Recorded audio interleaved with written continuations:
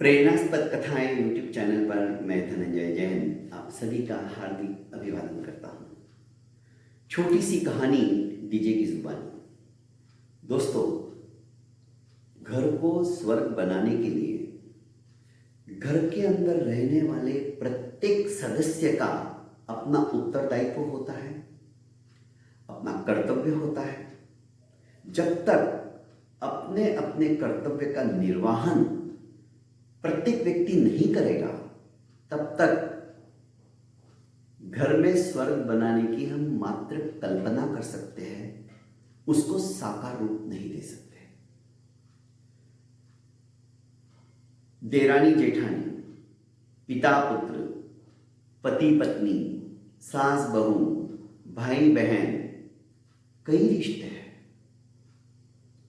पर इन रिश्तों में जब तक प्रेम नहीं होगा, आत्मीयता नहीं होगी, एक दूसरे को समझने की भावना नहीं होगी, छोटे हैं तो उनके अंदर विनम्रता नहीं होगी, बड़े हैं तो उनके अंदर सूझबूझ नहीं होगी, सिर्फ अहंकार होगा, तो शायद हम घर को स्वर्ग नहीं बना सकते। देरानी जेठानी आपस में बहुत प्यार था, पर कभी कभी तू मैं भी हो जाती थी, क्योंकि जहां बर्तन है ना दोस्तों, तो वहां बजना ही है।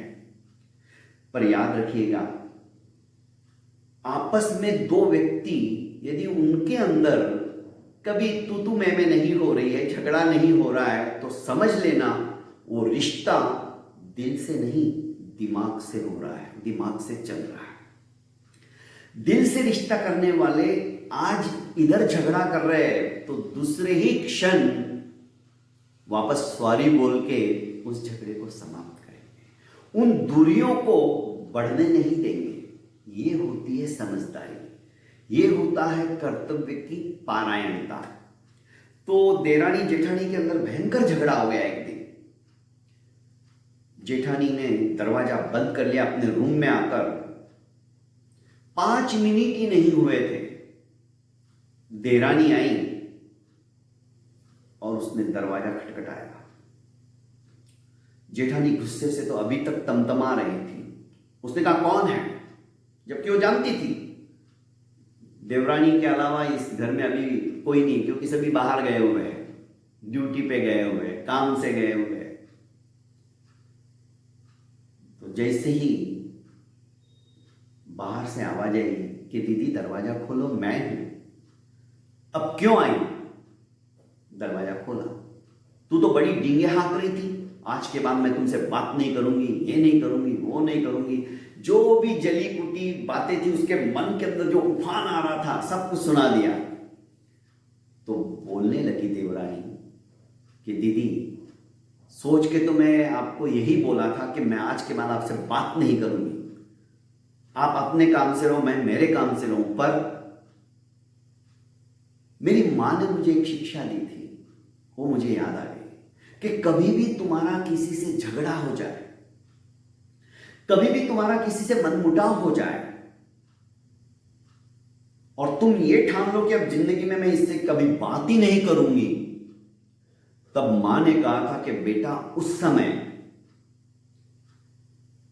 जिसके साथ तुम्हारा झगड़ा हुआ है, जिसके साथ तुम्हारा द्वंद्व हुआ है, जिससे तुम नफरत करने की भावना से उत्तेजित हुए हो, क्रोधाभिभूत हुए हो, तो ऐसे व्यक्ति की अच्छाइयों को उस समय याद करना कि उसने तुम्हारे साथ क्या क्या अच्छा किया।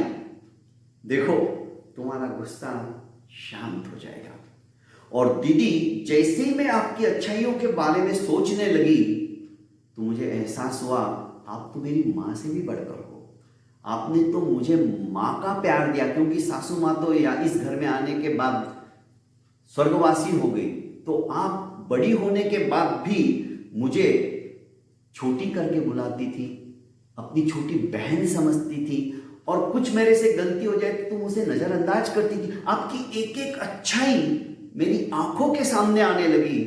और फिर क्या था दीदी, मैं सच्ची कहती हूं, जो कुछ गुस्सा मैंने आपके ऊपर किया था, जो कुछ मेरे मन में आपके लिए भावना आ गई थी, क्रोध की, वो सब पश्चाताप के आंसुओं से धुल गई।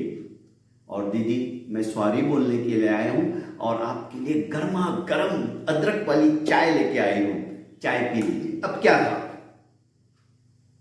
जेठानी का तो गुस्सा एक सेकंड के अंदर शांत हो गया। उसने चाय की प्याली उठाई और एक तरफ रखी और अपनी भुजाओं के अंदर अपनी देवरानी को आबद्ध किया और कुछ कराते हुए कहने लगी, छुटकी तू सुधरेगी नहीं। और दोनों आंखों से आंसू बहाते हुए रोने लग गए। दोस्तों कहने का अभिप्राय है, बात छोटी सी है और बात सच है, पर कर्तव्य का जब हमें भान होता है तो दोस्तों दूरियां बढ़ती नहीं है, दूरियां वही समाप्त हो जाती है। आवश्यकता है घर के प्रत्येक सदस्य को अपने अपने कर्तव्य का निर्वहन करने की। बहुत बहुत धन्यवाद दोस्तों, आपने मेरे इस प्रेरणास्पद कथा यूट्यूब चैनल को अभी तक लाइक एवं सब्सक्राइब नहीं किया है तो कर लीजिए। और मेहरबानी करके आशीर्वाद स्वरूप, मुझे आपसे कुछ नहीं चाहिए, ना कोई अपेक्षा है, पर आपको ये मेरी बातें अच्छी लगती है तो ज्यादा से ज्यादा लोगों को इन कहानियों के लिंक को फॉरवर्ड कीजिए और उन्हें भी सब्सक्राइब करने का कहिए। बहुत बहुत धन्यवाद, प्रणाम।